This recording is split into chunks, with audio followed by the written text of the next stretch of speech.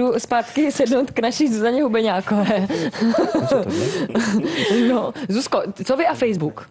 Mám Facebook. Měla jsem ho původně pro ty účely, že já mám strašně rozvětvenou rodinu a po celém světě poházenou. Takže jsem právě dávala tam ty fotky těch dětí. A pak jste zjistila, že? A pak jsem zjistila, že se mi začali přidávat lidi kvůli blogu. Ty úplně nepotřebují vidět moje děti. Tudíž jsem se pokusila zahrát si nějak s nastavením, obávám se, že to vůbec nevyšlo. Takže většinu fotek jsem smazala a používám ho spíš jen tak velmi lehce, moc tam nepíšu.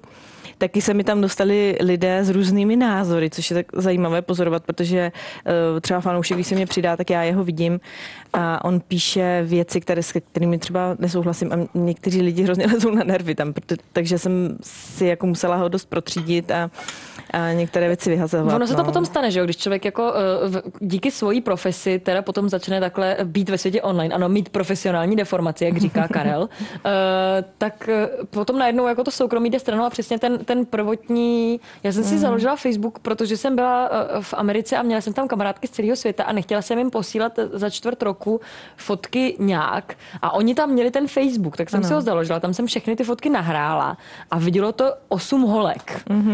A časem se začaly jakoby přirůstat ty lidi, no a dneska potom, když jako tam má člověk, já nevím, vy máte určitě nějaký followery, že jo, jak se tomu dneska říká, takový to jako to se mi líbí.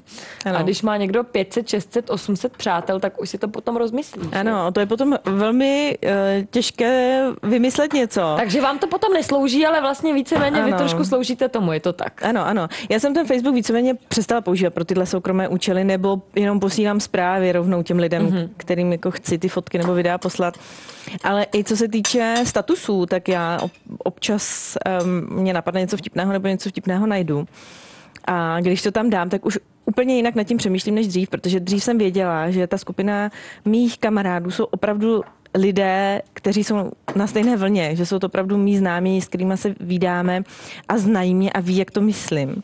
A to už si teď taky moc nemůžu dovolit. Taky si musím dávat pozor na to, že to čtou i lidé, kteří mě vůbec osobně neznají. Takže se některé věci se jich můžou dotknout nebo je můžou pochopit nesprávně. A jakmile se snažíte udělat korektní humor, tak z toho většinou vyjde totální paskvil nebo to nemá vůbec smysl. V tom případě to radši smažou, vůbec to tam nepíšu. Takže to mě jako hodně brzdí. Limituje. Kdybych právě psala pod cizím jménem a mohla to tam sázet, jak by se mi chtělo. Kdyby to bylo jiné, ale já jsem se rozhodla, že tak dělat nebudu.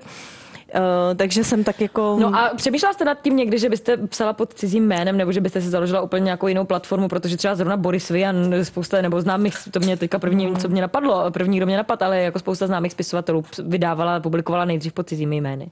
Napadlo mě to a už jsem skoro byla rozhodnutá, že to udělám. Ale pak jsem si řekla, že bych měla právě tendence používat ty soukromé věci s tím, že na to nikdo nepřijde. A jednou by na to někdo přišel, protože to se vždycky stane nakonec. A ten můj styl je poměrně jasný. Já se obávám, že ten, kdo mě dobře zná, takže by to stejně pochopil, že jsem to já. A já bych to hrozně ráda udělala, protože mám třeba v rodině lidi, kteří dělají prostě strašně vtipné věci. Ale samozřejmě by se jich dotklo, kdybych to vysloveně takto pojmenovala. No a stalo se vám někdy, že prostě jste někde byla třeba v rodině, takhle někdo něco řekl a říkal, teď jsem to neměla před tebou říkat, protože ty to určitě někam napíšeš. Mezi kamarády se to stalo, že já mám totiž kamaráda, který má život úplně...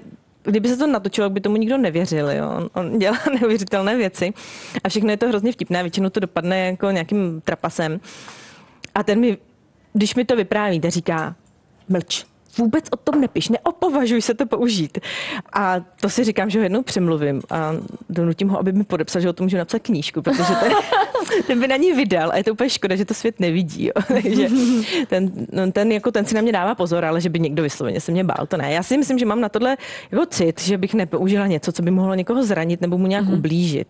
A mám kamarádky, které si ze sebe dělají legraci, takže ty používám velmi ráda a s gustem. A je to takový ten pocit, jako že jste jako Carrie Bradshawová v jednom seriálu, že najednou jakoby máte ten sloupek, který jí v tom seriálu uživí natolik, že může bydlet na Manhattanu a je úplně v pohodě a kupuje si boty. Jimmy Choo. Přesně. No, tak úplně stejný pocit nemám. Já tam běhám prostě v těch teplákách a říkám si, kdy už to přijde. A stále nakupuju prostě jenom v obyčejných obchodech a na Manhattanu vlastně nemám ještě ani jednu nemovitost, když tak nad tím přemýšlím. Přemýšlela jste se o tom, že se vrátíte zpátky do práce po dětech, nebo jak to tam máte? Teď máte 5 a 8. 5 a 3. 5 a 3. Ježiš, no, takže teď mi to... takže to druhý teďka pojede školky. Ano, ano. Takže to je teďka akorát ten čas, že jo? Ano. Teď to začíná být zajímavé teprve. Ano. No, samozřejmě budu to muset nějak řešit. Asi úplně jako nikdo nebude platit za post teplákové bohyně. Takže... No ale hezký tepláková bohyně, to je fakt dobrý nápad. Myslím si, že lidi potom budou šílet. Mohla bych natočit nějakou reality show, jako v těch teplákách miju tu koupelnu. Ale kdyby náhodou to jako nevyšlo, tak budu muset si nějakou práci najít. A tím, že jsme se přestěhovali z Prahy, já jsem tu práci měla v Praze, tak to začíná být jako komplikovanější.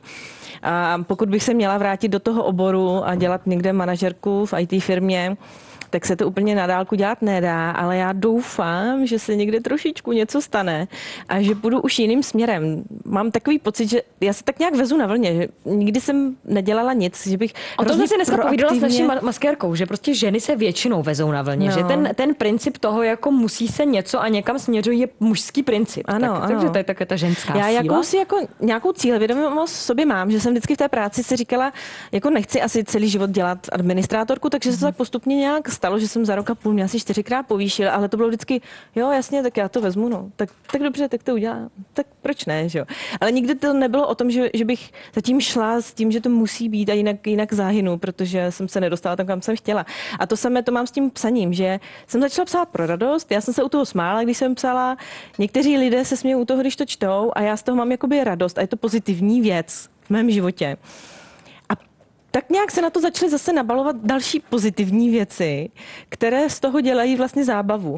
A mám strach, že v okamžiku, kdyby se to překlopilo do nějaké profesní roviny, jak to dopadne, jestli už to potom nebude na sílu. Potom už jsou ty termíny a to musíte dodržovat, ty témata a ten rozsah. Ano. Takže to jako nevím, jestli úplně je jako procházka růžovým sadem stát se závislá na psaní, jako, nebo vydělávat si tím, ale každopádně bych to ráda nějak zkombinovala a nějak to tam trošičku víc jako něco kreativnějšího, než jenom řídit ty lidi, kteří ťukají do toho počítače celý den. No.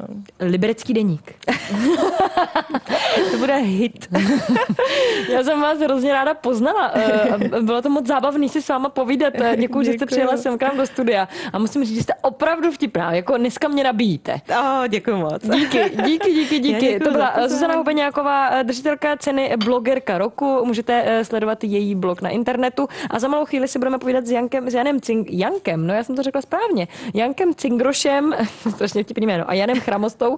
A ti nám budou povídat o tom, jak se točí nejenom virální videa a jak se právě žije ve světě online. 225 06 45 41 je naše telefonní číslo sem k nám do studia. Život je fajn.